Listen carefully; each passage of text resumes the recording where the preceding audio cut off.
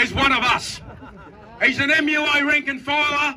He's a former MUA organiser. I spent many weeks on a picket line with Kyle, where he's taken on the bosses as well as any union official in the country. And fuck, he's proved me wrong. I was just about to say some nice things about Kyle, but Kyle has our back. We often disparage politicians, but it's good to say that we have got a politician in the WA Parliament that has your back. Thanks, Kyle.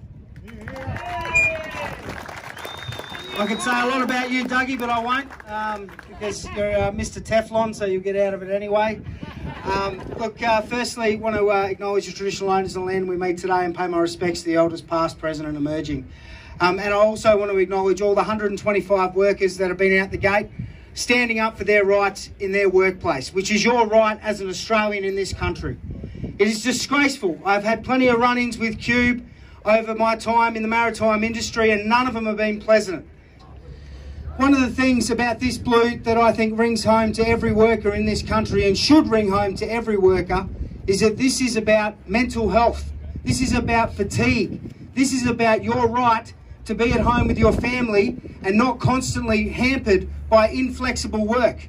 We're dealing with the gig economy. We're dealing with flexibility, fixed-term contracts, casualisation.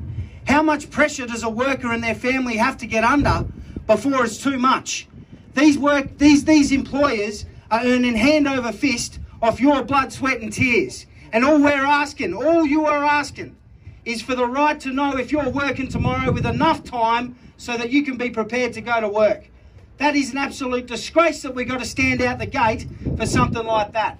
We've got workers right across this state in the mining industry that are doing 14-hour shifts. They've got no union backing them in.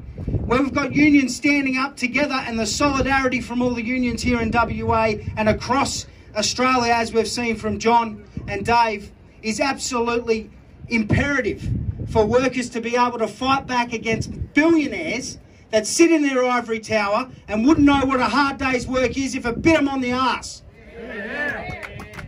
It is been 2 years of absolute mayhem in this world.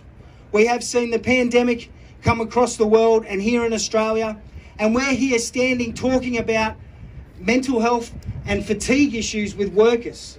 How is it not that they're coming to us and saying, how can we make your life better by making it a little bit better with our allocations of work? They should be standing there making these things. They got policies and procedures that they wipe their ass with, and they go out there talking to all the organisations about mental health, but when it comes to looking after their workforce, they turn and run. What a disgrace from Qube, and a disgrace from anyone that supports that company. So, look, I just wanted to add a few things that you are making West Australians proud by standing up for your working rights. That is something that is integral to being Australia, your ability to withdraw your labour when you're being treated like shit. And that's what you're doing here today. And to everyone that's supporting this blue, to all of the unions that have come out, good on ya. One day longer and one day stronger. MUA! Yes, sir! MUA! Yes, sir! Good stuff, comrades.